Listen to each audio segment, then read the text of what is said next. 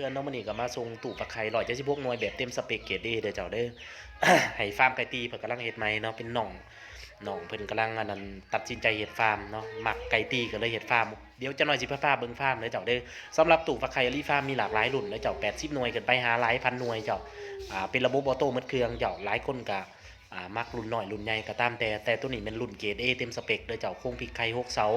อ่า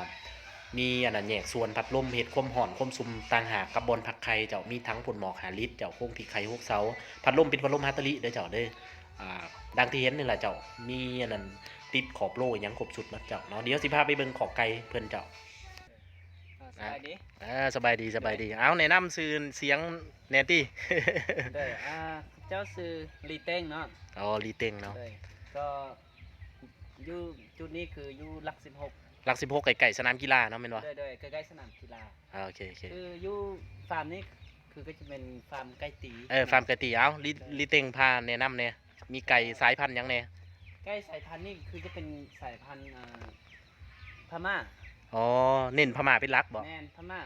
อ๋อมาพามาเบิ่งได้เบิ่งพามาเบิ่งจะเป็นสายที่ว่าตีหูตีตาเป็นพม่าทอดถอยเนาะอ๋อก็ตอนนี้หากก็เริ่มต้นเนาะก็มีแต่สายเดียวนี่มา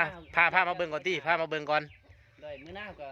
อาจจะขยายเป็นหลายสายพันธุ์เนาะแต่ว่าตอนนี้เน้นพม่าก่อนเน้นพม่าก่อนเพราะว่าหากก็เริ่มต้นเนาะบอกง่ายๆคือใจมักแท้ๆแล้วนี่เนาะได้มีจักแม่ล่ะอยู่ในฟาร์มเดียวนี่อยู่ในฟาร์มนี้คือว่าตอนนี้ฮะก็เริ่มต้นมีแต่เก้าแม่มีแต่เก้าแม่เนาะแยกไว้ชัดเจนเลยเนาะได้ยังเฮ็ดบ่แล้วเนาะในฟาร์มยังเฮ็ดบ่แล้วเท่ามีทั้งหมดจักคอกนี่ทั้งหมดนี่ทั้งหมดนี้จะมีอยู่24คอก24คอก24คอกกับ24แม่เนาะแม่นบ่ได้แต่ว่ายังห้าก็เริ่มต้นแต่เก้าแม่ก่อนเริ่มต้นแต่เก้าแม่ก่อนมื้อหน้าจะขยายไปต่อไปอีกสำหรับอันนั้นซื้อตู้ฟักไข่มานี่สมมุติว่าเฮาขายลูกมันนี่เฮาขายแนวใดสำหรับซื้อตู้ฟักไข่มานี่เพื่อว่าเขาจะได้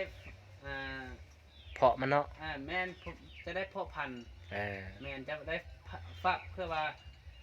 เฮ็ดให้แม่หั่นจะได้ไข่ไวเนาะแม่ไข่ไวแม่บ่ได้ฟักนี่ถือว่าแม่จะไข่ไวเฮ็ดให้ไก่นี่จะเติบโตไวกว่าแล้วก็อีกอย่างนึงคือเวลาเขาขายลูกไก่หรือว่าไก่ที่ว่าเป็นกำลังขึ้นเบ้านี่จึงจะมีลายคือฝักธรรมศาสตร์มันต้องเสียอยู่แล้วสุดหนึ่งเนาะเสียไข่ธรรมศาสตร์นี่อาจจะซ่ามันซ่า21วันเนาะแม่ละถือมีแผนขายแนวใดลูกมันอันนี้ก็ขึ้นตามที่ว่าเบิ้งตามตัวจริงเนาะถ้าว่ามีลูกค้าที่ว่าอยากถามที่ว่าลูกค้ามักก็สามารถติดต่อได้ร่วมกันได้เนาะว่าจะได้เรื่องราคาก็ตามที่เพิ่นมักตัวใดเบิ่งตามใกล้ว่าใกล้ตัวใดที่ว่าเก่งบ่หรือว่าบ่เก่งก็เบิ่งตามเกรดเบิ่งเกรดของไก่นำเนาะแม่นว่ามาทานมาเบิ่งตัวจริงเนาะได้ฝากเบอร์โทรไว้แน่ติเบอร์โทรเบอร์หยังเบอร์โทรแม่น599666733 599666733เนาะเป็นเบอร์โทรพร้อมแล้วก็เบอร์ WhatsApp พร้อมเนาะแล้วก็มี Facebook เฟซหยังเว้าง่ายคือทักเข้ามาหาดีที่สุดเนาะได้ Facebook คือเต็งลี่เนาะโอ้เต็งลี่บ่ได้ใส่ซื้อฟาร์มบ่ยังบ่ทันได้ใส่ซื้อฟาร์มตั้งแต่เพราะว่าอันนี้ห้าก็เริ่มต้นใหม่ห้าก็เฮ็ดยังบ่ทันแล้วก็เลยว่าตอนนี้กำลังสอกซื้อฟาร์ม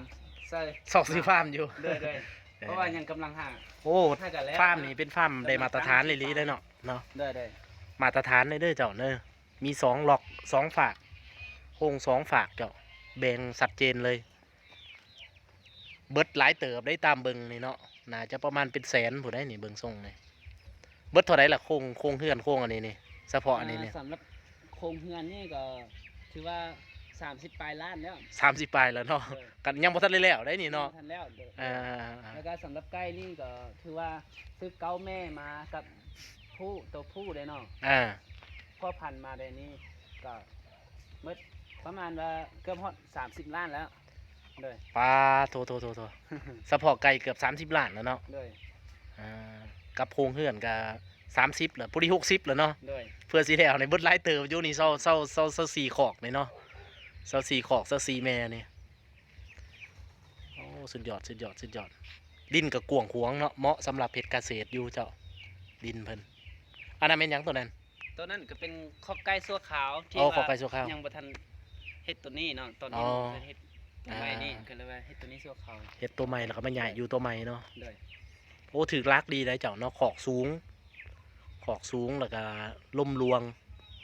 ได้เหลืองอยู่เจ้าคักโอเคอยากฝากหยังถึงสาวไก่ตีแน่เต็งลี ด้วยก็ถ้าว่าผู้ใดที่ว่ามีใจมักในการเลี้ยงไก่ตีหรือว่าอยากที่ว่าจะอยากได้ไก่ดีๆที่ว่าจะเอาไปตีเนาะสามารถถามได้ โอเคเดี๋ยวสิขึ้นเบอร์โทรอีกแล้วให้ อยากเลี้ยงเนาะแต่ว่าบ่ฮู้จะออกแบบในการที่ว่าข้อไก่นี่ยากออกแบบสมมุติเนาะ